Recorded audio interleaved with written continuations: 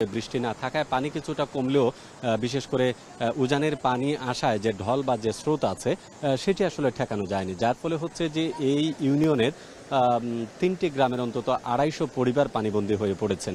এবং এখানকার স্থানীয় যারা আছেন তারা বলছেন যে প্রতি বছরই আসলে বিগত 4 থেকে 5 বছর থেকে এই জায়গাটি প্রতিনিয়ত ভাঙে। যারা কাজ করেন সেক্ষেত্রে হয়তো বা টেকসই কাজ না হয় বিপর্যয়ের মুখোমুখি তাদেরকে হতে হয়। এর বাইরেও যদি আমি বলি যে বিশেষ করে উত্তর দিকে যেটি জকিগঞ্জের সীমান্তবর্তী এলাকা আছে, এখানে আরও 4-5টি গ্রাম প্লাবিত হয়েছে। জেলা ত্রাণ কর্মকর্তা যেটা আমাদেরকে জানিয়েছেন যে এখন পর্যন্ত সিলেট জেলার যে 13টি উপজেলা আছে তার মধ্যে 2টি উপজেলায় বিয়ানীবাজার এবং জকিগঞ্জে প্রায় 20 থেকে 25টি গ্রামের মানুষ আসলে পানিবন্দী রয়েছেন। তবে সেটি এত দ্রুত না বা এত বড় আকারের না। যদি বৃষ্টি না থাকে বা পাহাড়ি ঢল কমে যায় সেক্ষেত্রে হয়তোবা তাদের এই যে বন্যার যে ঝুঁকি সেখান থেকে হয়তোবা মুক্তি হতে পারে।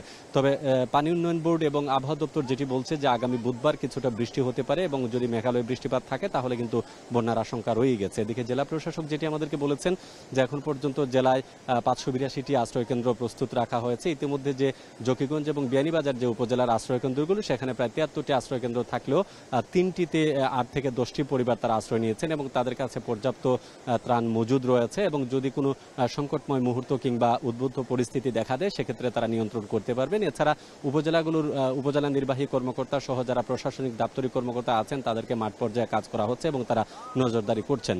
তো আজকে যেটা আমরা দেখলাম যে গতকালকে যে পরিমাণ পানি ছিল 6টা পর্যন্ত পানি বৃদ্ধি থাকলেও আজকে সকাল 6টার পর মোটামুটি পানি কিছুটা কমেছে, তবে দুর্ভোগের পরিমাণটা বেড়েছে। বিশেষ করে যে ডাইকটা ভেঙেছে এই ডাইক ভাঙার কারণে 5 থেকে 6টি গ্রামের মানুষের যোগাযোগ এই রাস্তায় আসলে একদম বন্ধ হয়ে গেছে। তবে তারা বিকল্প রাস্তা ব্যবহার করছেন, সেটা দূরবর্তী এলাকাতে গিয়ে তাদের গ্রাম থেকে বের হতে হয়। আর যারা পানিবন্দী হয়েছেন তারা এখন পর্যন্ত আশ্রয় কেন্দ্রে না গেলেও তারা বলছেন যেহেতু পানি এখন ঘরের সামনে বা কারো কারো বারিন্দায় পানি উঠেছে সেক্ষেত্রে যদি আরও পানি বাড়ে সেক্ষেত্রে তারা হয়তোবা আশ্রয় কেন্দ্রে যেতে পারেন।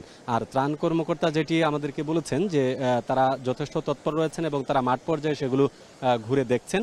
তো সব মিলিয়ে আসলে জকিগঞ্জের এবং বিয়ানীবাজারের এই কয়েকটি গ্রাম আসলে প্লাবিত হয়, মিনিমাম 500 পরিবার তারা পানিবন্দী রয়েছেন। এই হচ্ছে আমার কাছে সর্বশেষ তথ্য। রাত্রি